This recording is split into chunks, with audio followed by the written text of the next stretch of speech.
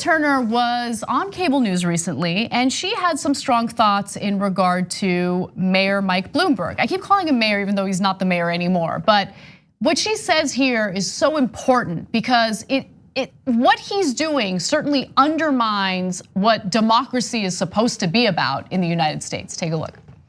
I bet that Mike Bloomberg makes enough on a daily basis to finance this campaign. How do you beat him? Well, he's doing that, Chris, already, and we should be ashamed of that as Americans, people who believe in democracy, that the oligarchs, if you have more money, you can buy your way. Now, but to your point. Do you think Mike Bloomberg's an oligarch?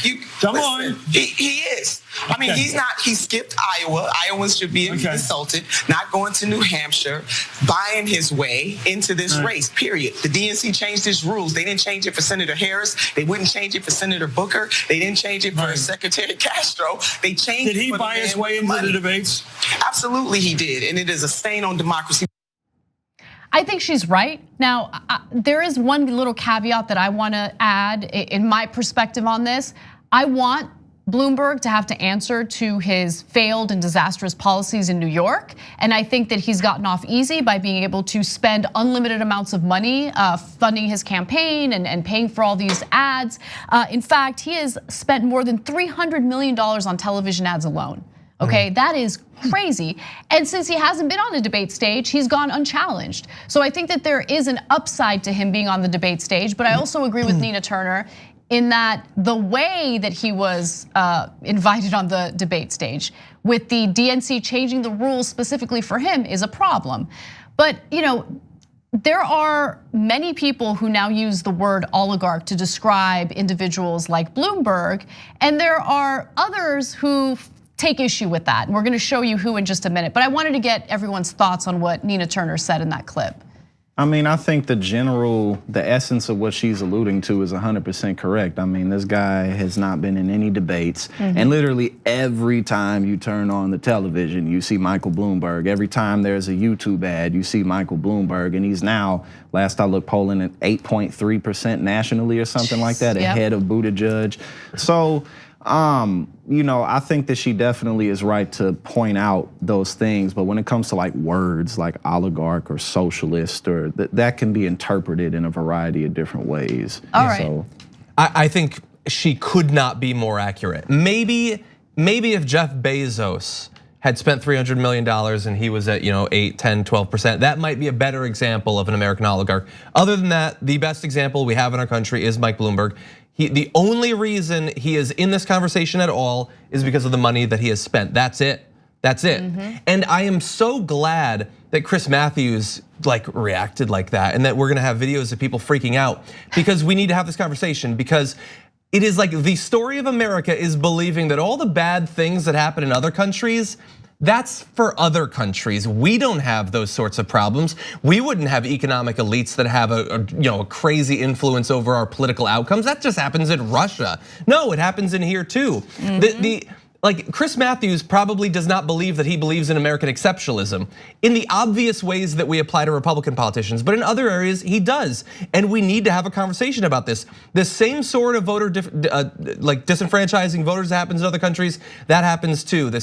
We have those problems. We have to stop pretending that we're somehow better, that we're grander, and we have this constitution that's so old, everything's so great. No, our system is fundamentally flawed, and Nina Turner is one of the few people on cable news shoving it into their face and making them finally acknowledge it. And I absolutely love it. So Jason Johnson, who we've talked about on this show before, took issue with what Nina Turner had to say, and here is his argument.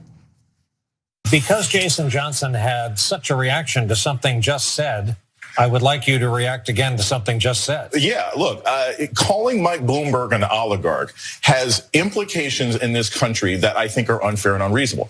I disagree with a lot of things Mike Bloomberg has done as a mayor. But oligarchy, in our particular terminology, it makes you think of some rich person who got their money off of oil in Russia, who's taking advantage of a broken and dysfunctional system. Mike Bloomberg is just a rich guy. America is full of rich guys. And just because you're rich doesn't mean that you're an oligarch who abuses his power. The power that Mike Bloomberg got access to was given to him by the voters of New York. So So I think using that common term, fine. It's great in the Iowa caucuses, and the Bernie, the supporters are going to love that sort of thing, but it ain't the kind of language that you should be using. I think it's dismissive. I think it's unfair. And it's the kind of thing that blows up in your face if you become the nominee and you have to work with Mike Bloomberg 3 or 4 months from now. And that's the issue that Sanders people never seem to want to remember. That is the kind of ignorance and weakness that I can't stand at all. And that's the kind of pundit that cable news looks for. And Jason Johnson gets real hurt when anyone criticizes him. So I'm looking forward to your tweets, Jason. Let's go to the definition. Okay, let's take biases out of this for a second. Just go to the Oxford Dictionary. Let's take a look at the dictionary for the real definition of oligarch, okay? So there's 2 definitions. Number 1, the ruler in an oligarchy, which an argument could be made that we currently live in one.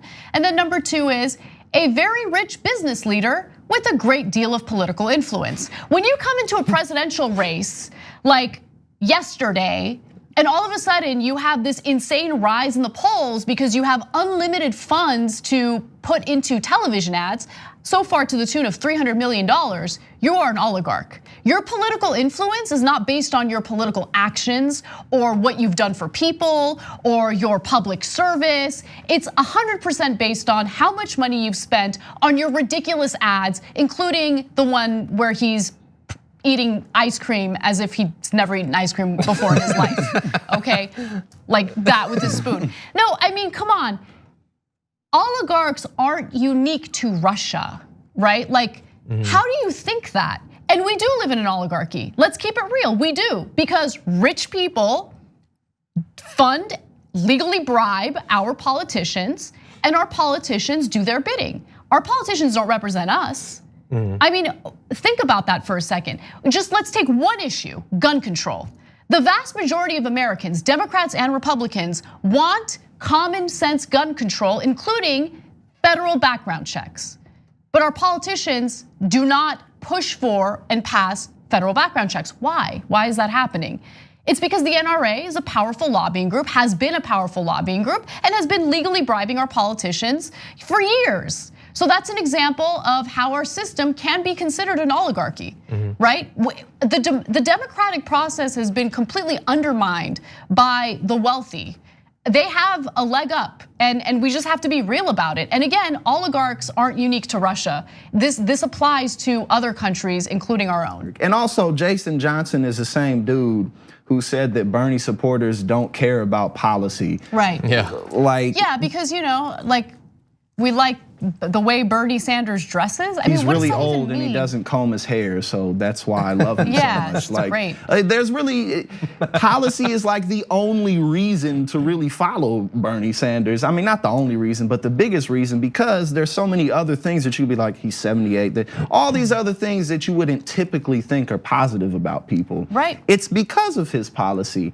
So I mean, this really just shows that he doesn't even wish me a happy birthday, but I still like him because I like his policies, right? Like, exactly. By the way, the birthday thing is a joke. It's a New York Times thing. But no, because it's insulting. It's so insulting to his coalition and how politically engaged they are, how aware they are, and how they want to fight, right? They're not, vociferously supporting him and standing by him and incredibly loyal to him for any reason other than his policies, because he has this ability to paint a much brighter country for this country's electorate. That's the reason cares. Why. Exactly. Yeah. And this back and forth between Nina Turner and all of them, this is a microcosm of the issue the media has had with Bernie. Bernie is trying to open people's eyes to the way that the bounds of the conversation have been constrained, what is allowable in terms of solutions that are proposed for problems, all of that. He's trying to wake people up, and they're continually pushing back and saying, well, let's be nice about it. Like, okay, you can push for a little bit of change, but let's not demonize anybody. Right. Let's be nice to the individuals. They're attacking her in this one instance in the same way that they have tried to diffuse Bernie Sanders' rhetoric, the way that he has been able to activate an entire generation. This is just another instance of that. Don't miss your chance to win a trip to Los Angeles and have dinner with Cenk, John, and me. Just head to tyt.com/dinner-in-LA to register to win. Sign up for a free Aspirations spend and save account. Then you just register your eligibility and swipe your aspiration card daily on purchases to gain entries. Not only are you entering to win a trip to Los Angeles and dinner with TYT hosts, you're also not depositing your hard-earned money into fossil fuel exploration or production. As a friendly reminder, even if you already have an aspiration account, you must still register for eligibility into the sweepstakes.